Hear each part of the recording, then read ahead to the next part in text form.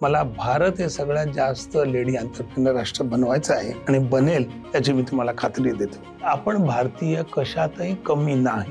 मी जपानमध्ये 19 रेस्टॉरंट्स केली. त्यांना मी डोसा खायला शिकवलं, त्यांना तंदुरी शिकवली, त्यांना जेवण वेगळं केलं, व्हेजिटेरियन जेवण सक्सेस केलं. आणि मॅकडॉनल्डचे चेअरमन माझ्याकडे आले, ते म्हणाले बाबा तुम्ही कसं हॉटेल चालवता? का आमचं हॉटेल जे आहे त्याचं किचन हे आमचं मंदिर समजतो. चांगलं स्वच्छ रुचकर आणि सगळ्यात महत्वाचं पचेल रुचेल असं जेवण आम्ही देत असतो. आता 2 दिवसापूर्वी माझ्याकडे 200 डॉक्टरची कॉन्फरन्स होती. मेन होते, त्यांनी मला लिहून दिलं, हे पाठवलं की world's best vegetarian breakfast I had in your restaurant. काही लोकांनी प्रयत्न केला की ते तिकडनं काढायचं. त्याने सांगितलं तुला माहिती नाही माझी ताकद, मी एका दिवसात काढू शकतो. मी लगेच बाळासाहेबांना गेलो, भेटलो आणि बाळासाहेबांनी त्याला सांगितलं माझ्या नावात पण बाळ आहे आणि फोन खाली ठेवला. त्या दिवसापासून अजून ते बाळ इथे घट्ट रोहन है. खरीदार चाहे कितना भी बड़ा क्यों न हो, तुम बिकाऊ बनना मत. दौलत दौलत बहुत कुछ है, दौलत सब कुछ नहीं. बहुत कुछ के लिए सब कुछ खोना मत. दिमाग चाहे दिल न चाहे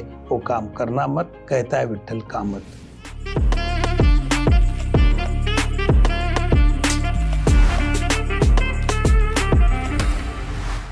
हाय हॅलो नमस्कार, मी कांचन अधिकारी. बातो में या माझ्या नव्या कोऱ्या करकरीत युट्यूब चॅनलमध्ये आपणा सर्वांचं मी मनपूर्वक स्वागत करत आहे.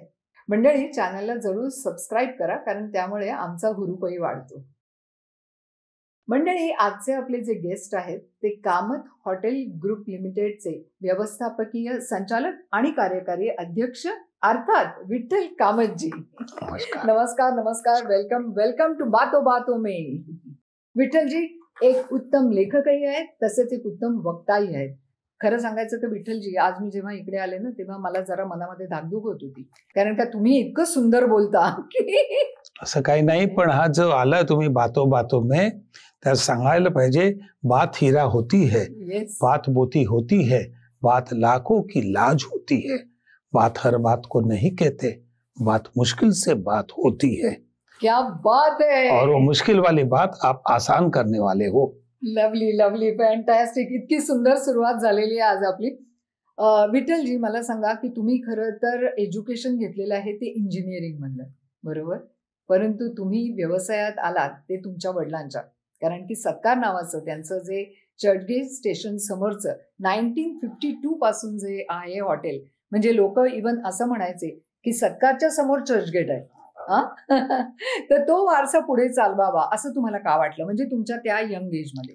खरं मला हॉटेल इंडस्ट्री बद्दल तेवढी आस्था होती, ती कमी कमत गेली. कारण पूर्वी हॉटेलवाला म्हटलं का त्याचा लोक तिरस्कार करायचे, का तो कुक आहे, शेफ हे पदवी नव्हती. पण दुसरं, माझे वडील सकाळी 7ला जायचे, ते रात्री 11ला यायचे. तर 16-17 तास काम करूनही हॉटेलवाला म्हणजे एक वेगळीच लोकांची बघण्याची दृष्टी होती. त्यामुळे मला इंजिनियर व्हायचं होतं. पण माझ्या आईने सांगितलं नाही, तू वडिलांचा उद्योग चालव, तू त्यांच्यापेक्षा जास्त नाव करशील. आणि सगळ्यात महत्वाचं म्हणजे तू जे काम करतो आणि तुझी काम करायची पद्धत आहे त्या पद्धतीने मला वाटतं तुला निश्चित यश येईल. सर, आपण किती बहीण भावंड? आम्ही 3 बहिणी 3 भाऊ. त्यातल्या 2 बहिणी आज माझ्या नाही आहेत, त्यामुळे फक्त एकच मोठी बहीण आहे. तर बाकी जे आहे हे फॅमिली, जेवढी माझे काम करतात सगळे माझे फॅमिली मेंबरच आहेत. आज आमच्याकडे जवळजवळ 3,500-4,000 हजार लोक काम करतात. तर ते सगळे भाऊ बहीण आमचे, माय बाप भाऊ बहीण सगळे. डेफिनेट. सर, तुम्ही जेव्हा मला सांगितलं तेव्हा तुमच्या आईचं इव्हन मंगळसूत्र आणि इव्हन बांगड्या पण त्यांनी बिझनेससाठी देऊ केलेल्या होत्या. एक अतिशय म्हणजे संसाराला वाहून घेतलेली अशी ती स्त्री होती.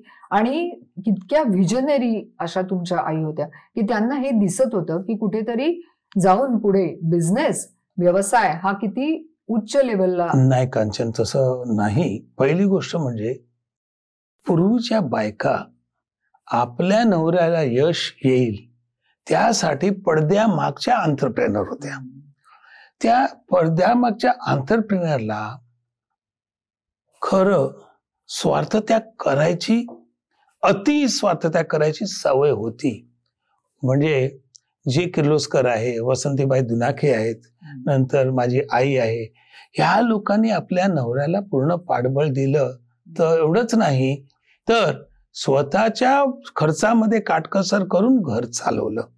तर माझ्या घरी पण जेव्हा मी त्रासात होतो तेव्हा विद्या आणि मुलं यांनी मला भरपूर मदत केली. घरी आम्ही न्यूजपेपर पण घ्यायचो नाही आणि मी आणि माझा मुलगा एकच बूट सकाळी पीटीचे तो वापरायचा आणि मी मॉर्निंग वॉकला आल्यावरती तो ते वापरायचा, असं व्हायचं. सत्कार रेस्टॉरंट ते आत्ताचं ऑर्किड आणि आता कामत हॉटेल्सची एवढी मोठाली चेन आहे. जवळजवळ तुम्ही मला सांगितलं त्याप्रमाणे 4000 माणसं काम करतात. 4000 माणसं काम करतात आणि मला वाटतं 450च्या वर जास्त हॉटेल. मी कांचन मॅडम जवळजवळ 656 हॉटेल, रेस्टॉरंट्स आणि वेगवेगळ्या इंडस्ट्रीच्या वस्तू बनवल्या जगात. महत्वाचं म्हणजे काय, जेव्हा मी कर्जात गेलो तेव्हा मी कन्सल्टंट झालो आणि जगभर मी हॉटेलची कन्सल्टन्सी केली आणि त्यामुळे मला तो एक वेगळा अनुभव मिळाला. पहिला अनुभव हे मिळाला की जेव्हा तुमचं पोट भरलं असतं तेव्हा तुम्हाला जग जेवायला बोलवतं, पण पोट रिकाम असेल तर कोणी जेवायला बोलवत नाही. दुसरा अनुभव हा मिळाला की आपण भारतीय कशातही कमी नाहीत. आपल्याला मराठी बोलून आपल्याला लोक असं वाटतं की लोक आपल्याला काही कमी समजतात. ज्याला हॉटेल बनवायचं असतं त्याला भाषेची काही कर्तव्यच नसतं. लोकांना ती काय रुचेल, काय पचेल, काय भावेल आणि दुकानात पैसे कसे येतील, पैसे कसे उभे राहतील हे बघायचं असतं. त्यामुळे कुठल्या भाषेत, मी जपानमध्ये 19 रेस्टॉरंट्स केली आणि जपानमध्ये मी आता अस्खलित जपान बोलत नाही पण जपानी चांगलं बोलतो. तर त्यांना मी डोसा खायला शिकवलं, त्यांना तंदुरी शिकवली, त्यांना जेवण वेगळं केलं, व्हेजिटेरियन जेवण सक्सेस केलं. तर तुम्हाला जिभेला रुचेल आणि दिसायला पण व्यवस्थित. जेवण हे डोळ्याने खाल्लं जातं, जेवण हे जिभेने खाल्लं जात नाही. हे मी फॉरेनला गेल्यावर कळलं. त्यांचं प्रेझेंटेशन, प्लेटिंग चांगलं असतं. एक अँबियन्स हा पण माणूस आजकाल खूप म्हणजे मॅडम अँबियन्स आता गेल्या 10 वर्षात यायला लागला.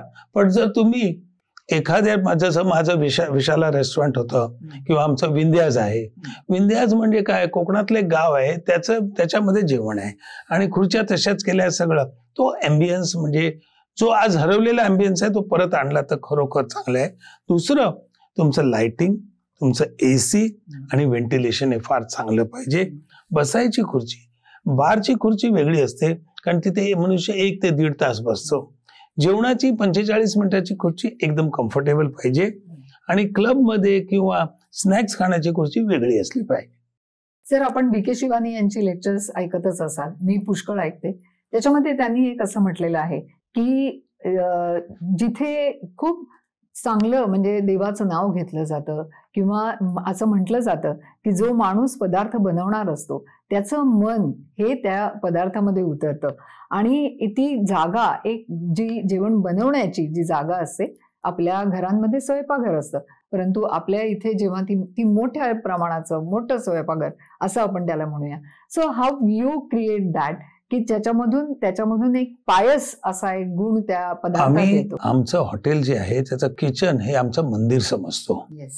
आणि बनवणाऱ्या जे सकाळी, आमच्या वडिलांची पद्धत गेले 78 वर्ष सेम आहे की सकाळी त्याने आंघोळ करून स्वच्छ होऊन आलं पाहिजे. देवाला नमस्कार केला आणि आपली कार्याची सुरुवात केली. आता आम्ही काय करतो, उदरभरण करत असतो. त्यामुळे चांगलं, स्वच्छ, रुचकर, गरम आणि सगळ्यात महत्वाचं त्याला पचेल रुचेल असं जेवण आम्ही देत असतो. आज कामत हॉटेलची शाखा होण्याचं कारण एवढं, जगभर कामत हॉटेल का झाली किंवा रेस्टॉरंट झाली, तर आमचं जेवण सगळीकडे एकाच मापाचं, एकाच चवीला एकच स्टँडर्ड आणि सगळ्यात महत्वाचं म्हणजे ते स्वच्छ रीतीने दिलं जातं. 40 वर्षापूर्वी मी किचन जे आहे ते फ्रंट किचन केलं आणि ते किचन फ्रंट केल्यावर लोकांना आश्चर्य वाटले, क्या कर रहा है, पण आता किचन फ्रंट चालतं. त्यामुळे 5 गोष्टी होतात. शेफ आपला एक तुमच्या समोर, महाराष्ट्रीयन किंवा इंडियन लोकांना, त्यातल्या त्यात गुजराती आणि महाराष्ट्रीयनला हे मीठा कम डालो ते का कम करो असं सांगायची सवय असते. आणि मॅकडॉनल्डचे चेअरमन माझ्याकडे आले, ते म्हणाले, बाबा तुम्ही कसं हॉटेल चालवता, का आमच्याकडे असं व्हेरिएशन पुष्कळ येतं. म्हटलं तुम्ही एक काम करा, तुम्ही आधी एक मनुष्य ठेवा, त्याच्याने काय होईल म्हटलं, त्याच्याने त्याच्याकडे ते बोलून संपवतील आणि ती चिठी तुम्ही पुढे द्या. तर आता ते तसंच करतायत की आधी ऑर्डर घेतात त्यांची आणि ती स्लिप जाते पुढे. प्रत्येक गोष्टीला मार्ग हा असतोच. पण ज्या देशात तुम्ही जाल त्या देशाचं वातावरण कसं आहे, लोकांच्या सवयी कशा आहेत, प्रघात काय आहेत, आणि त्या देशामध्ये सगळ्यात महत्वाचं की कुठल्या धर्माप्रमाणे चालतं. हो, कारण जर तुम्ही सौदी अरेबियात द्याल तर काही प्रकारचं जेवण तुम्हाला देताच येत नाही. नेपाळमध्ये तुम्हाला गोमांस देताच येत नाही. आणि काही ब्रह्मदेश किंवा अशा ठिकाणी ज्या ठिकाणी तिथे त्यांचे प्रिस्ट आहेत त्याच्यावर बंदी आहे. ते तुम्हाला आधी लक्षात घेतलं पाहिजे. आजकाल फ्युजन फूड हे खूप झालेलं आहे. आजकाल तुम्ही विविध मास्टर शेफ सारखे प्रोग्राम्स आपल्याला टेलिव्हिजनवरती बघायला मिळतात. त्याच्यानंतर कित्येक युट्यूब वरती पण बायका नवनवीन प्रकार दाखवत असतात. सो हे लोकांची काय आवड तुम्हाला दिसते खास करून? असं आहे कांचन मॅडम की एक जेवण आहे जे कामत सारखं ते जलदंबहर राहणार, ते राहणार, त्याच्यामध्ये बदल होणार नाही. पण पार्टी आहे, कोणाला मुलगा झाला म्हणून काही सेलिब्रेशन करायचं आहे, प्रमोशनचं आहे, तर तसं केक तेव्हा लागतोच. मग केक मध्ये जसं वेगवेगळे प्रकार येतात. दुसरं, जो मनुष्य जेवण पोट भरण्यासाठी खातो आणि दाखवण्यासाठी खातो, हे दोन प्रकार वेगळे आहेत. आणि पाश्चात्य देशात काय आहे, ते 1.5 2 तासांनी लहान गोष्टी खात असतात. मील्स नाहीये, स्मॉल इटरी तसं आहे. तर ही स्मॉल इटरी आहे, ही आपल्या देशात आई वडिलांना परवडत नाही, मुलांना परवडते. का? आपण एकदा आणि खाल जेवलं, नंतर चहा आणि बिस्किट काही घेतलं किंवा एक लाईट स्नॅक्स घेतलं, नंतर डिनर घेतलं, आणि ही लोक जर 1.5 2 तासांनी खात असतात. आता शेफ एवढे निर्माण झाल्यावरती प्रत्येकाला असं वाटतं मी काहीतरी नवं काही करू. जसं क्रिकेटमध्ये धोनीचा हेलिकॉप्टर शॉट होता, तो असा बाय चान्स आला आहे. गावस्कर जे आहे, सुनील गावस्कर यांची स्ट्रेट ड्राईव्ह जगात सगळ्यात चांगली का, तर आम्ही त्याच्यावर क्रिकेट खेळायचो. तर काय आहे, त्या भागीरथीबाई बिल्डिंग मध्ये इथे मारलं तर ह्या काचेला लागलं तर आउट, आणि ह्या काचेला लागलं तर आउट, त्या तळमजल्यावरच्या ह्याच्यावरती लागलं आउट. त्यामुळे गावस्करला सरळच मारायला लागलं. त्यामुळे त्याचा जगातला बेस्ट स्ट्रेट ड्राईव्ह आलेला आहे. म्हणजे sometime compulsion create a new thing. Okay, तसं झालं. तर भारतामध्ये तसं आता बघा, मिसळ नावाचा प्रकार जो आहे, मिसळ हे प्रकार हा ऍक्च्युली नव्हता. कोणीतरी हुशार माणसाने त्याच्याकडे शेव उरली, त्याच्याकडे चिवडा राहिला, बटाट्याची भाजी राहिली, सगळी एक केलं आणि त्याच्यावरती त्याच्याकडे असलेली उसळ टाकली, ती मिसळ झाली. कळलं का? आणि गुजरातमध्ये कचोरी जी आहे, बधो कचरो रही गयो आणि कचोरी થઈ गई. पण हे खरं आहे. मग ती डिश होते, मग ती ऑटोमॅटिक डिश होते. जेव्हा त्याला डिमांड येतो तेव्हा ती डिश होते. सर, आजकाल सिग्नेचर डिश असं एक प्रत्येकाचं एक स्लोगन निर्माण झालेलं आहे. सो ऑर्किड हॉटेल बद्दल तुम्ही काय सांगाल, किंवा कामच? ऑर्किड हॉटेल बद्दल पहिलं सांगेन, जगातलं कुठलंच ब्रेकफास्ट नाही असा ब्रेकफास्ट ऑर्किड हॉटेलमध्ये दिला जातो, व्हेजिटेरियन. माझी आजी, तिची आजीची बहीण, माझी आई आणि बाकी आमच्या ज्या स्टाईलने जेवण आहे त्याचा ब्रेकफास्ट आम्ही विंध्याजला देतो. जगातला बेस्ट व्हेजिटेरियन ब्रेकफास्ट म्हणून. आता 2 दिवसापूर्वी माझ्याकडे 200 डॉक्टरची कॉन्फरन्स होती. त्यातल्या जे मेन होते त्यांनी मला लिहून दिलं, हे पाठवलं की world's best vegetarian breakfast I had in your restaurant. आणि ते खायला 64 पदार्थ तुमच्या समोर आहे, थालीपीठ आहे, तुम्हाला दडपे पोहे आहेत, हे सगळं तुमच्या समोर करून तो देतो. आता सिग्नेचर डिश याचा अर्थ, जसं signature extension of this word has taken in a food, जसं सिग्नेचर डिझाईन किंवा सिग्नेचर पॅन्ट असं. तर आता जेवणात एकाने सिग्नेचर वापरलंय. खरं प्रत्येक रेस्टॉरंटचं जेवण हे सिग्नेचरच असतं, because it is created by a man. Other things are created by machine, they are not signature. आता इथे सिग्नेचर करतानाच म्हणतो, आता मी नवीन दिल्लीला हॉटेल नोएडाला करतोय, त्यामध्ये सगळं सिग्नेचर आहे, कारण तो समोरच उभा आहे आणि जेवण करतोय. कारण दिल्लीच्या लोकांना वेगळं दिसलं पाहिजे, वेगळं वाटलं पाहिजे, म्हणून तो तूप घालताना असा घालणार आहे, त्या तुपावर बघून रूप मनुष्य भाळला पाहिजे, असं आहे. तुम्ही जाधवगड हा घेतला, त्याला एक सुंदर असं रूप दिलं आणि तिथे आता मुद्दाम लोक खास लग्न करण्यासाठी डेस्टिनेशन वेडिंग ही जी एक संकल्पना झाली. जाधवगड करताना त्याचं नावच असं लिहिलंय, जाधवगड लढ झगड आगे बढ. ते वाचल्यावरती लोकांना कुठल्याही हॉटेलला, कुठल्याही वस्तूला, जसं ऑर्किड आहे फ्रेंडली, इको फ्रेंडली. आता काही लोकांनी आमचं नाव चोरलं, समजा कामत त्यांनी, तर ते नाहीये म्हणून आम्ही विठ्ठल कामत केलं, सच्चा है अच्छा है. आणि हे तुम्हाला ते पिंच लाईन लावून करावं लागतं. जाधवगडचं काय, शिवाजी महाराजांच्या जिजाबाईच्या जाधवराव फॅमिलीची ती प्रॉपर्टी. आता माझ्याकडे माझं स्वतःचं ना कलेक्शन आहे, भारतातलं बेस्ट कलेक्शन माझ्याकडे आहे. गेले 60 वर्षाच्या वर मी कलेक्शन करतोय आणि ते कलेक्शन म्युझियम असलेलं पहिलं भारतातलं हॉटेल ते आहे. आता त्याच्याबरोबर ते आपल्याला थोडी डागडुजी करून तसंच्या तसं ते बनवून ते डेस्टिनेशन वेडिंग का केलं, तर लोकांना आपली लग्न एकदाच होतात, फॉरेनला 5 वेळा 4 वेळा होऊ शकतात, इथे नाही. तर ते लोक सगळी त्या जाधवगडला येतात आणि तिथे लग्न झालेल्याचं लोक म्हणजे लोकांना दाखवतात, तेव्हा दुसऱ्याला पण इच्छा होते की आपण तिथे करावं. डेस्टिनेशन वेडिंग हे आता फार मोठ्या प्रमाणात चाललंय, कारण मुंबईमध्ये तेवढी जागा नाहीये आणि केलं तर खर्च 5 पट येतो. तिथे कमी खर्चात चांगलं रीते होतं. परत ऑथेंटिक खोटा देखावा करावा लागत नाही, खरोखर आहे. आणि जेवण तिथे कांद्याची पातीची भाजी म्हणजे थालीपीठ,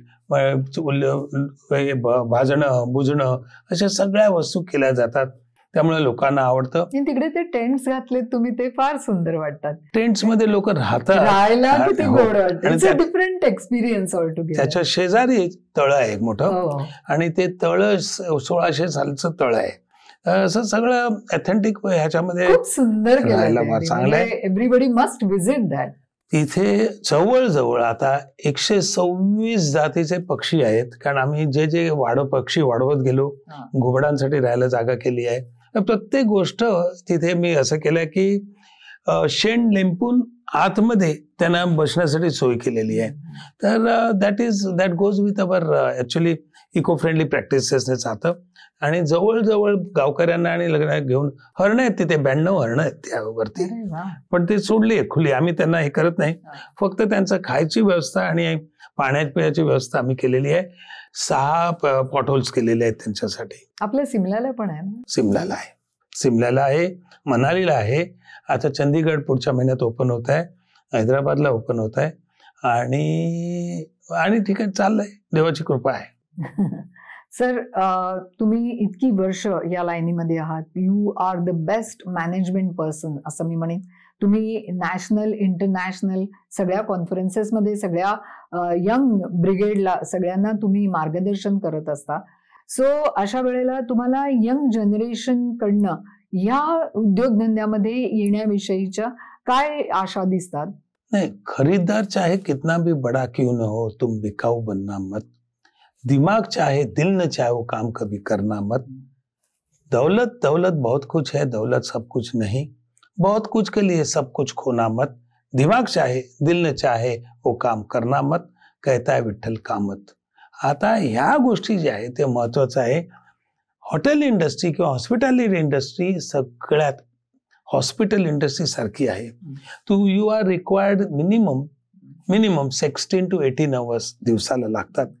ते जे सक्सेसफुल हॉटेलियर आहेत तर त्यांचे कदाचित आईबाप सक्सेसफुल आहे म्हणून ते सक्सेसफुल आहेत, पण पहिल्या पिढीला किंवा दुसऱ्या पिढीला सक्सेस करण्यासाठी 16 ते 18 तास काम करावं लागतं. त्यामुळे तुमच्या जर हृदयात हा धंदा करायचा असेल, तुमच्या मनगटात ताकद असेल आणि लोकांशी सामना करायला, त्यांचे टोमणे टप्पे काही खायचं असेल, तर तुम्ही या धंद्यात या. तुम्ही लोकांचा धंदा बघता की ह्याचा धंदा चालतो, त्याच्या मागची मेहनत बघायला पाहिजे. रविशंकर एकदा न्यूयॉर्कमध्ये हे वाजवायला सतार, त्यांनी 50 $1,000 घेतले तर तो म्हणाला एका दिवसासाठी $50,000. तर एक अमेरिकन त्यांच्याकडे गेला, म्हणाला मला तुमचं सतार शिकायची आहे का, तर तुम्ही एका शोला $50,000 घेता तर किती पैसे होतात. ते म्हणाले हो बाळा, 50,000 घेतोय, खरं आहे. तर ते म्हणाले मग मला पण शिकायची आहे. ते म्हणाला पण मी त्यासाठी 50 वर्ष मेहनत केलेली आहे. असं आहे ते लोकांना न बघता पण यावं. हॉटेल इंडस्ट्री म्हणजे 2 आहे, एक रेस्टॉरंट आहे, दुसरं हॉटेल आहे. तुम्ही जर माझ्यासारखं केलं, लहानापासून सुरुवात केली तर मग तुम्ही पोहोचू शकता. पण नियम, नियोजन आणि नियंत्रण या तिन्ही गोष्टीचा जर संगम झाला तर निर्मिती चांगली होते. ती फार महत्वाची आहे. तर तुम्ही ती करण्यासाठी तुम्ही माझ्यासारखा कोण कन्सल्टंट घेतला तर मी तुम्हाला कमीत कमी पैशामध्ये, कमीत कमी वेळेमध्ये आणि कमीत कमी साधनांमध्ये करू शकतो. त्यामुळे पैशाची बचत होते, इंटरेस्ट जास्त द्यावं लागत नाही. आणि काही जे कन्सल्टंट सांगतात हे पण घ्या, हे पण घ्या, त्या ऍक्च्युली कुठल्याही इन्स्ट्रुमेंट तुम्ही घेता, कुठलंही मशीन तुम्ही घेता, 2 वर्षांनी ते मशीन उपयोगी येत नाही. कारण नवीन व्यक्ती त्याच्यावर नवीन गोष्टी चालू करते, त्यामुळे मग ते रिडंडंट होतं मशीन. तुम्ही इतकं म्हणजे पाहिलेलं आहे, इतकं वेल मॅनेज, वेल दिस थिंग, म्हणजे वेल इक्विप्ड असं मी म्हणेन. सो तरी सुद्धा प्रत्येक माणसाला जसं यश पाहायला मिळतं तसं प्रत्येक बिझनेसमॅनला अपयशालाही सामना करायला लागतो, जो मला वाटतं तुम्हालाही करायला लागला. So how you have faced that? मी अपयशाकडे बघतो आणि म्हणतो है बुरे वक्त जरा अदब से पेश आ, वक्त को वक्त नहीं लगता वक्त बदलने में. क्या बात. कारण जो अपयशाला सामोरा जातो त्यालाच यश येतं पहिलं. दुसरं, कायम सुखाचे दिवस कसे येणार? कधीतरी तुम्ही आजारी पडणार, कधीतरी खर्चटणार, कधीतरी पाय लटकणार, किंवा कधीतरी चुकून काहीतरी ऍक्सिडेंट होणार, हे समज असतं. अपयशाला एक कारण असतं की आपला ओव्हर कॉन्फिडन्स तो होता कामा नये. गरुडाने कधी जमिनीवर येऊ नये आणि माणसाने कधी आपले पाय जमिनीवरचे उचलू नये, हे महत्वाचं आहे. पण अपयश आलं तर त्याच्यावरती जसं मी स्वॉट अनालिसिस केलं, का आलं, काय हे होतं.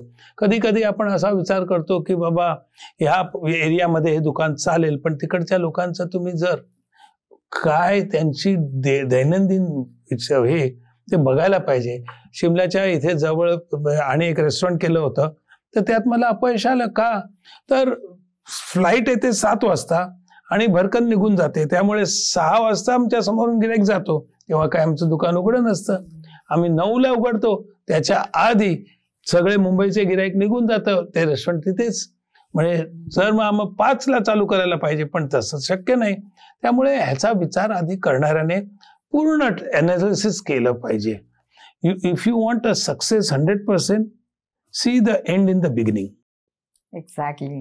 जसं आम्ही आमच्या याचं प्लॅनिंग करतो तेव्हा प्रत्येक कथेचा, मी नेहमी म्हणते, प्रत्येक कथेचा पहिल्यांदा शेवट काय आहे हे नक्की करा, तर तुमची कथा कधी पण अशी ड्रिफ्टेड जाणार नाही. सर, आपण नेहमीच तुमच्या आईला म्हणजे प्रत्येकच जण मानतो, आणि तुम्ही तर खास त्याचं एक स्लोगन पण केलेलं आहे की child gives birth to the mother.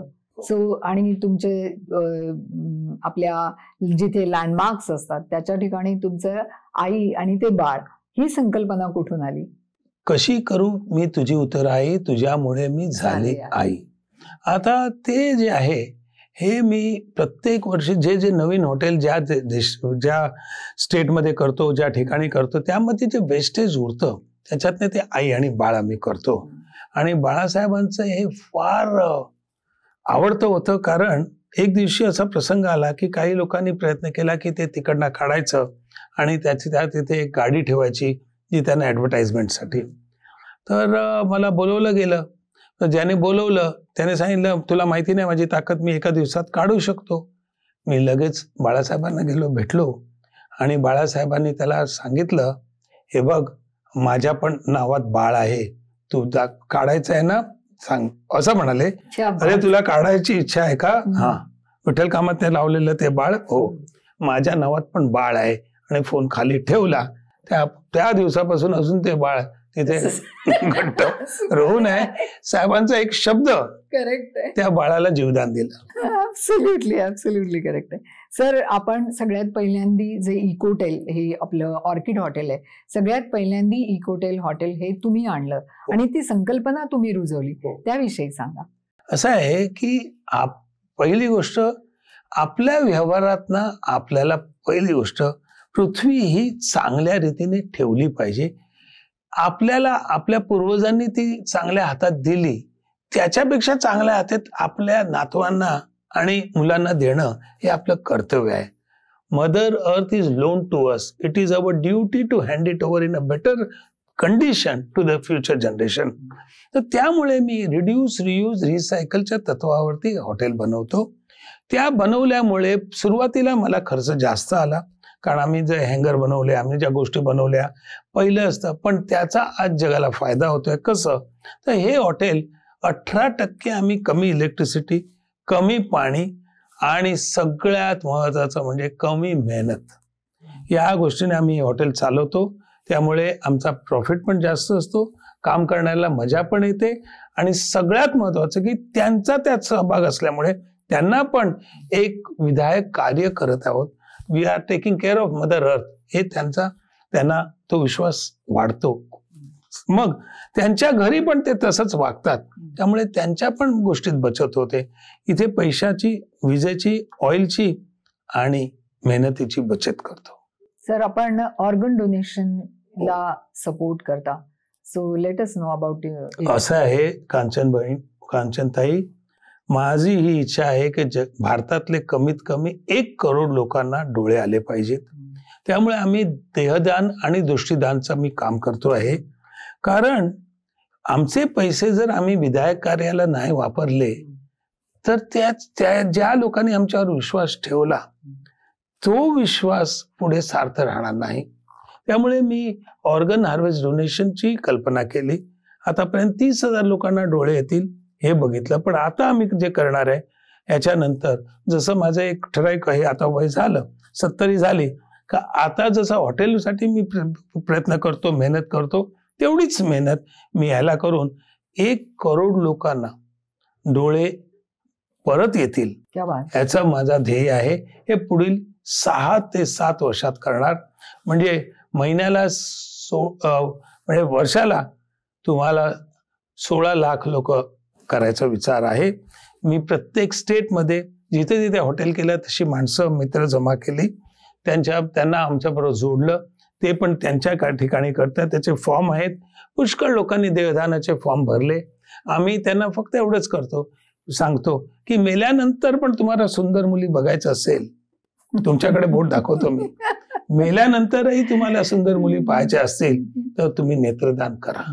आणि त्याला फार चांगला रिस्पॉन्स आहे. लोक येतात आणि देहदानाला तयार होतात. सर, तुमचे इतके उच्च विचार आहेत. तुमचं जे कार्य आहे ते पण इतकं अतुलनीय आहे. तुमचा मुलगा विशाल हाही आता या धंद्यामध्ये तुमच्या बरोबरच खांद्याला विशाल आहे, विक्रम आहे, विदिता आहे, सगळे हाच धंदा करतात. आणि मुलं पण आमची जे आमच्या वडिलांनी आम्हाला जे वळण दिलं त्याच वळणावर आहेत. त्यामुळे पुढची पिढी जेव्हा चांगलं काम करते तेव्हा आनंद होतो. डेफिनेटली. आपण उत्तम लेखक आहात, उत्तम वक्ते तर आहातच आहात. हे आता याची प्रचिती आता जे तुम्हाला नव्याने ऐकत असतील त्यांना येईल. आम्ही तर पहिल्यापासून ऐकत आलेलो.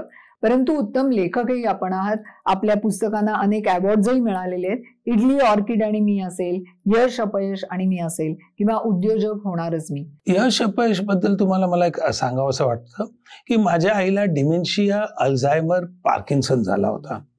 माझे कमीत कमी 200-300 डॉक्टर मित्र आहेत. त्यातल्या मी 70 लोकांना भेटलो. ते म्हणाले हे जन्मात शक्य नाही. डिमेन्शिया, अल्झायमर, पार्किन्सन हा कधीच बरा होऊ शकत नाही. तेव्हा मी देवाशी चॅलेंज केली की बाबा माझ्या आईला बरं करायला तू मला मदत केलीच पाहिजे. मी फक्त वाचलं, काही लोकांना विचारलं, लोक कसा होतो ते पाहिलं आणि 14 महिने मी तिच्या बरोबर राहिलो. त्याच्यानंतर आईने एक पूर्ण गाणं एबीपी माझा वरती चांसी चांसी महबूबा बेबी, हे गाणं तिने म्हटलं आणि लोकांनी खरोखर म्हणजे एवढं अप्रिशिएट केलं. आणि आता ते त्याच्यावर ते पुस्तक लिहिलं. यश, आमचं यश हे आहे की तिचा डिमेन्शिया, अल्झायमर, पार्किन्सन बरा झाला. आणि अपयश हे होतं तिला झाला. कारण जेव्हा तुम्ही एखाद्या व्यक्तीला आपण जगात त्यांची जरुरी नाही असं नकोसं करतो, तेव्हा त्यांच्या डोक्यावरती परिणाम होतोच. त्यामुळे आईबापांना हात जोडतो. आईबापांची आणि मोठ्यांची काळजी घ्या, त्यांच्यामुळे तुम्ही आहात. जर तुम्हाला त्याच वेळी जर if you do not take care of your parents, your children will not take care of their parents. हे लक्षात ठेवा. किती मोठं, किती सुंदर विचार तुम्ही इथे मांडलेले आहेत. कारण की आजकाल बऱ्याच यांच्यामध्ये वृत्ती अशी बळावताना मला दिसते की जो भी कुछ किया है वो मैंने किया है, मेरे बलबूते पे किया है. परंतु ती मुलं हे निश्चितपणानं विसरतात की तुमच्या लहानपणी तुमचं बोट पकडून तुम्हाला शाळेमध्ये नेणारा तुमचे आई वडीलच असतात. हो, पण तुम्हाला छप्पर दिलं, तुम्हाला आयडेंटिटी दिली, तुम्हाला बेसिक दिल्या. ते बेसिक करणं इम्पॉसिबल असतं. आता मी जे उद्योजक होणारच मी आणि स्टार्टअप करणारच मी, हे पुस्तक फार वाचण्यासारखं. कोल्हापूरला एका रात्रीत 1200 पुस्तकं गेली. ह्याचं पण इन्कम आयसाईट फाउंडेशन राहतं. पण लोक कोल्हापूरची कमीत कमी 400 लोकांनी बिझनेस स्टार्ट केला आणि मला कॉन्टॅक्ट केला. आणि त्यांना अडचण आल्यावर मी कोल्हापूरला गेलो. त्यांना काय अडचण आहे ते बघितली. काही ठिकाणी मार्केटिंगची होती, काही ठिकाणी मॅन्युफॅक्चरिंग नव्हतं आणि काही ठिकाणी ट्रेनिंग नव्हतं. मग अख्ख्या कोल्हापूरमध्ये मी गेलो. तिकडच्या हॉटेलवाल्यांसाठी सांगितलं की ट्रेनिंग क्लासेस कसं करायचं, त्याचे 2 आम्ही हे घेतले, तिथे सेमिनार केले आणि ते व्यवस्थित झालं. तर कोणालाही मदत लागली तर आम्ही करायला तयार आहोत. जर एखाद्या, त्या स्पेशली बायकांना, जर मी म्हणतो बाई ही घेणारी होऊ नये, बाई देणारी व्हावी. तर त्यामुळे असं कधी असेल तर we can have that seminar. आणि उद्योजिका कसं बनायचं, उद्योजक कसं बनायचं. आता माझी आई उद्योजिका होती पडद्यामागची. तिने वडिलांना सपोर्ट केला, मला शिकवलं, मला सांगितलं. पण आज वेळ चेंज झाली आहे. न्यूझीलंड हे असं राष्ट्र आहे ज्यात जास्तीत जास्त लेडी एंटरप्रेनर आहे. मला भारत हे सगळ्यात जास्त लेडी एंटरप्रेनर राष्ट्र बनवायचं आहे आणि बनेल याची मी तुम्हाला खात्री देतो. सर, आपण इतकी पुस्तकं लिहिली आहेत, यश अपयशाबद्दलही सांगितलेलं आहे, ज्याच्यामध्ये तुम्ही तुमच्या आईचं उदाहरण दिलं. परंतु तुम्हाला तुमच्या बिझनेसमध्ये पण बऱ्याचशा फायनान्शियल गोष्टींना सामोरं जावं लागलं. आणि अशा वेळेला एक मुद्दा असा आलेला होता तुमच्या आयुष्यामध्ये की तुम्ही जेव्हा मरीन ड्राईव्हला जात होता तेव्हा तिकडे तुम्हाला डुबता सूरज बघताना जे तुमच्या मनामध्ये विचार आहे. काय झालं की हेच हॉटेल आपण आता करतोय शूटिंग, हे ऑर्किडमध्येच चाललंय.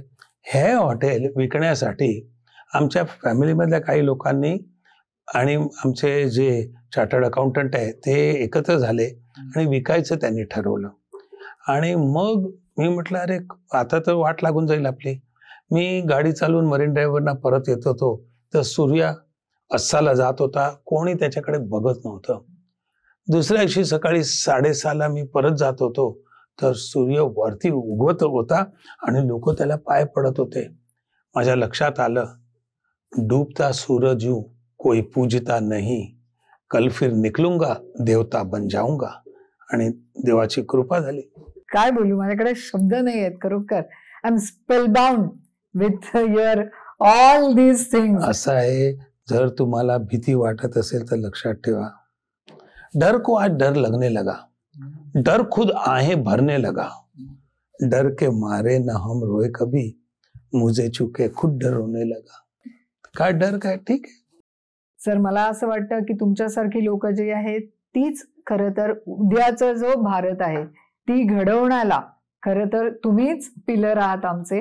आणि तुमच्याकडनं मिळालेले हे जे मोलाचे शब्द आहेत ते सर्व यंगस्टर्सनी जरूरपणे घ्यावेत आणि आपल्या आचरणात आणावेत, म्हणजेच आमच्या या पॉडकास्टचं सार्थक झालं असं मी म्हणेन. विठ्ठलजी, आज तुम्ही माझ्या या पॉडकास्टमध्ये आलात त्याबद्दल मी तुमचे मनापासून आभार मानते. थँक्यू, धन्यवाद. सर, आज तुम्ही माझ्या बातो मी या कार्यक्रमात आलात आणि तुमचे इतके सुंदर विचार आपल्या सर्व तरुण पिढीला ज्याच्यातून एक प्रेरणा मिळेल असे विचार आमच्या पुढे मांडलेत, त्याबद्दल एक छोटीशी भेट. थँक्यू, धन्यवाद. So much. तुम्ही पण मुलाखत चांगली घेतली. धन्यवाद. थँक्यू.